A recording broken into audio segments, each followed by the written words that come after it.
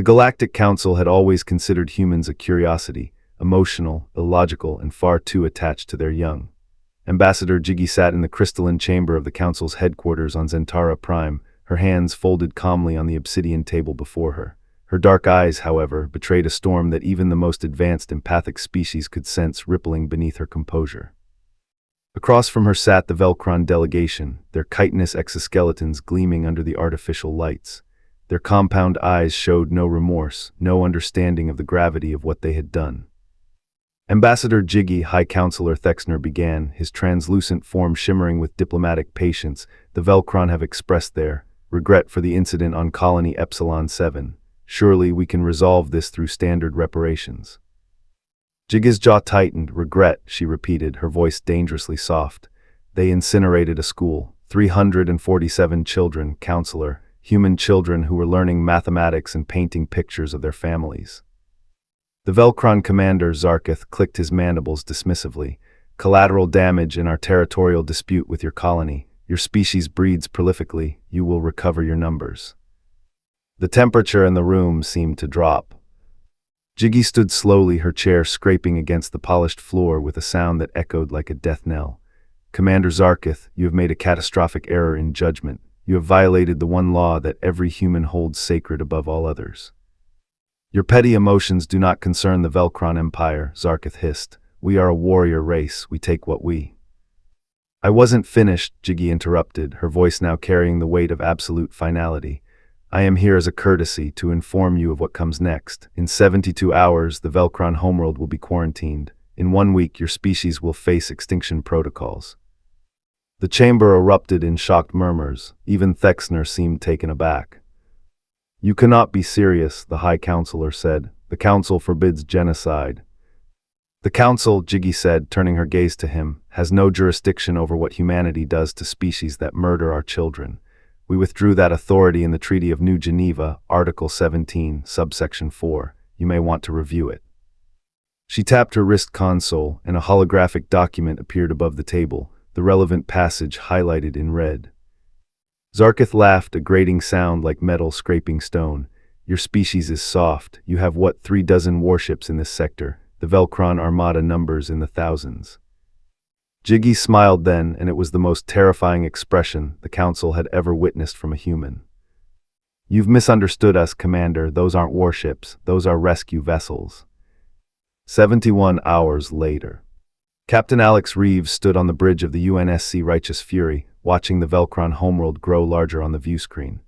Around him, the bridge crew worked in eerie silence, their faces set with grim determination.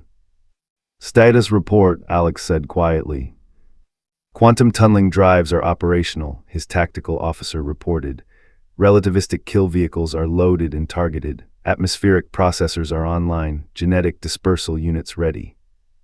Alex nodded, his fingers drumming once against his command chair. He was young for a fleet captain, only 32, but he'd been selected for this mission specifically because he'd lost his younger sister on Epsilon 7. She'd been a teacher there, second-grade students. Her name had been on the memorial list, Sarah Reeves, age 27. Sir, his communications officer said, we're receiving a transmission from the Velcron Defense Command. They're demanding we leave their space immediately. Ignore it, Alex said, broadcast the message. The communications officer nodded and opened the channel. Alex's face appeared on every screen, every monitor, every communication device across the Velcron homeworld and their 73 colony systems. People of the Velcron Empire, Alex began, his voice steady. 1 week ago, your military forces deliberately targeted and destroyed a human school on Colony Epsilon 7. 347 children died. Your commander called it collateral damage. Your leadership has refused to surrender those responsible. He paused, letting the words sink in. Humanity gave you 72 hours to comply with our demands. Surrender the chain of command responsible, from the pilot who fired the weapon to the admiral who gave the order for trial and execution. You laughed at us. You called us soft, weak, emotional. Alex leaned forward. You were wrong. When you hurt human children, there is no mercy. There is no negotiation. There is only extinction. You have 6 hours to evacuate your homeworld. After that, it becomes a tomb. He cut the transmission. They won't evacuate, his XO said quietly. I know, Alex replied, but we gave them the chance. That's more than they gave those kids. 5 hours, 53 minutes later. The Velcron Armada arrived in force, over 2,000 warships, their weapons bristling with plasma cannons and fusion torpedoes. They surrounded the human fleet, which numbered only 47 vessels. Zarkith himself commanded the flagship, his confidence restored. Foolish humans, surrender now and we may allow you to. The human ships vanished. Not retreated, vanished. What Zarkith began, but his sensors officer was already screaming. Contacts everywhere, they're inside our formation. The human vessels reappeared, but not the same 47. The quantum tunneling drives had allowed them to duplicate themselves across parallel probability streams. There were now over 3,000 human warships, each one real, each one deadly. And they all opened fire at once. The Velcron Armada lasted 6 minutes. 6 hours, 3 minutes later. Alex watched as the relativistic kill vehicles struck the Velcron homeworld. Traveling at 99.9% the speed of light, each impact released the energy of a small star. The planet's crust shattered, its atmosphere ignited. Within seconds, the surface temperature reached levels that vaporized everything: cities, forests, oceans. But humanity didn't stop there. The atmospheric processors activated, converting what remained of the air into a toxic soup incompatible with Velcron biology. The genetic dispersal units released targeted viruses into the debris field, ensuring that any Velcron DNA that somehow survived would be rendered inert within hours. Then came the quantum disruptors, unraveling the molecular bonds of the planet itself, reducing it to cosmic dust. Where a world had been, only an expanding debris field remained. Target the colony worlds, Alex said quietly, all 73 of them.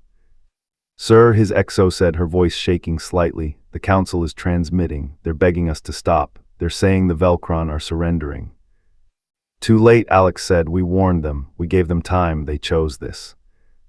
Over the next 18 hours, every Velcron world died, every colony, every outpost, every ship in space was hunted down and destroyed. Humanity's fleet moved like a plague of steel and fire, erasing an entire species from existence with methodical precision.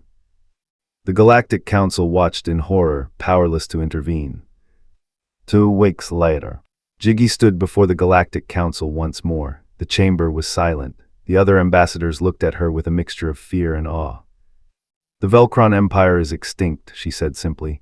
Their worlds are dead, their fleets are destroyed, their genetic material has been sterilized. In 10,000 years, archaeologists might find traces that they once existed, maybe.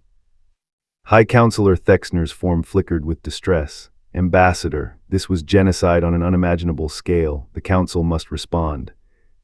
With what? Jiggy asked, her voice still calm, still controlled. Sanctions, condemnation, go ahead. Humanity withdrew from your authority for exactly this reason. We told you from the beginning, touch our children and we will end you, not defeat you, not conquer you, end you. She looked around the chamber at the assembled species, the insectoid Kridak, the aquatic Selnarians, the crystalline Voxun. Let this be a lesson to every species in this galaxy, Jiggy continued. Humanity will trade with you, we will share technology with you, we will be your friends, your allies, your partners in exploring the cosmos. But if you harm our children, if you dare to target the most innocent among us, we will not fight a war, we will commit to your complete and total extinction. No trials, no prisoners, no mercy. She picked up her data pad and turned to leave. Ambassador Jiggy, Thexner called out, his voice desperate. Is there no room for forgiveness, for second chances? Jiggy paused at the doorway and looked back over her shoulder. Ask the Velcron, she said. Oh wait, you can't, they don't exist anymore.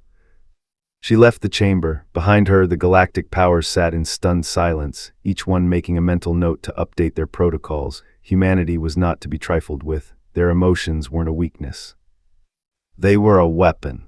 And nothing in the universe was more dangerous than a human parent who had lost their child. Epilogue.